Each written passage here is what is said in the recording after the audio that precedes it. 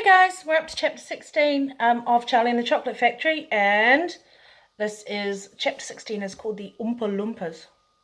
It's a funny word, isn't it? Oompa-Loompas. Roald Dahl had some wonderful words. He was an amazing man at making funny words and funny names. So, Oompa-Loompas, everyone said at once. Oompa-Loompas? Imported directly from Loompaland, said Mr. Wonka proudly. Loompaland? I wonder where that is. You should maybe look it up on the map and see if you can find it. I don't know if you'll find it. There's no such place, said Mrs. Salt. Excuse me, my dear lady, but... Mr. Wonka, cried Mrs. Salt, I am a teacher of geography. Oh, then you know all about it, said Mr. Wonka. Oh, what a terrible country it is. Nothing but thick jungles festooned with the most dangerous beasts in the world. Hornswogglers, snozwangers, and those terrible, wicked wang-doodles. A wang-doodle will eat 10 Oompa-Loompas for breakfast and then come galloping back for a second helping. When I went out there, I found the little Oompa-Loompas living in tree houses. They had to live in tree houses to escape the wang-doodles and the hornswogglers and the snozwangers. And they were living on green caterpillars. The caterpillars tasted revolting. Can imagine. Ugh. And the Oompa-Loompas spent every moment of the day climbing through the treetops looking for other things to mash up with the caterpillars to make them taste better. Red beetles, for instance, eucalyptus leaves, the bark of the bing-bong tree. They're all of them beastly, but not quite as beastly as the caterpillars. Poor little Oompa-Loompas. The one food they longed for more than any other was the cacao bean. But they couldn't get it. The cacao bean is the bean that's used to make chocolate. Oh, but I think they'll talk about that later. An Oompa-Loompa was lucky if he found 3 or 4 cacao beans a year. But oh, how they craved them. They used to dream about cacao beans at night and talk about them all day. You only had to mention the word cacao. Cacao? I think I'm saying it wrong.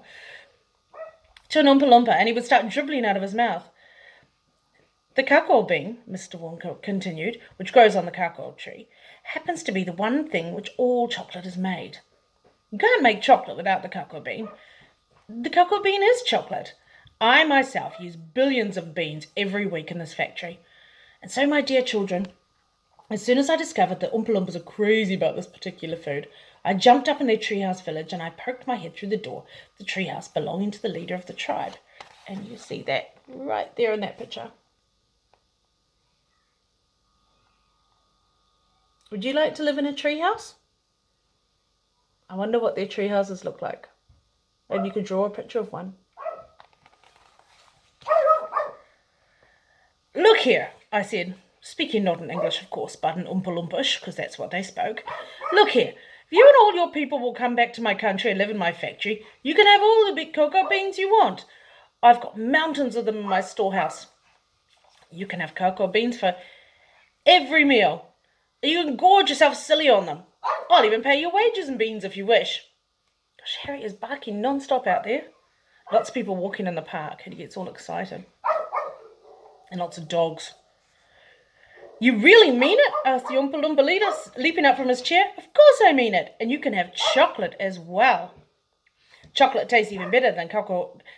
I'm saying it wrong. Cacao beans. Because it's got milk and sugar added. The little man gave a great woohoo of joy and threw his bowl of mashed caterpillars right out the treehouse window. It's a deal, he cried. Come on, let's go.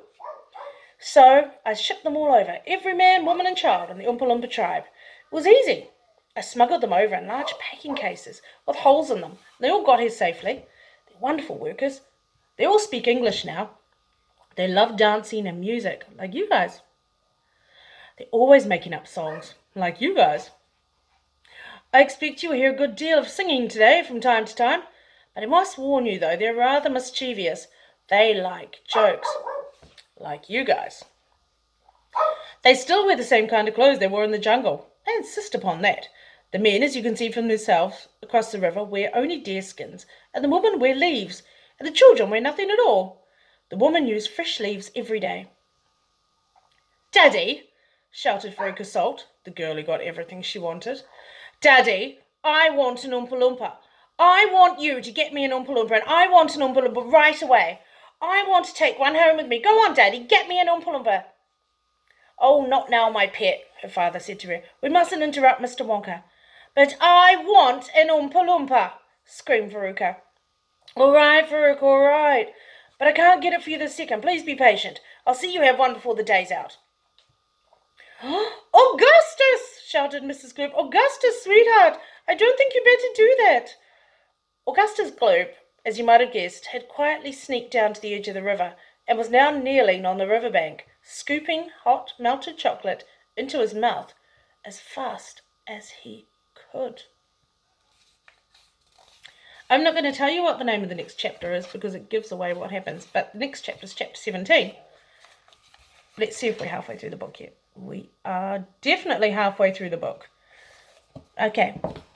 Ka kite ana. See you later, alligator.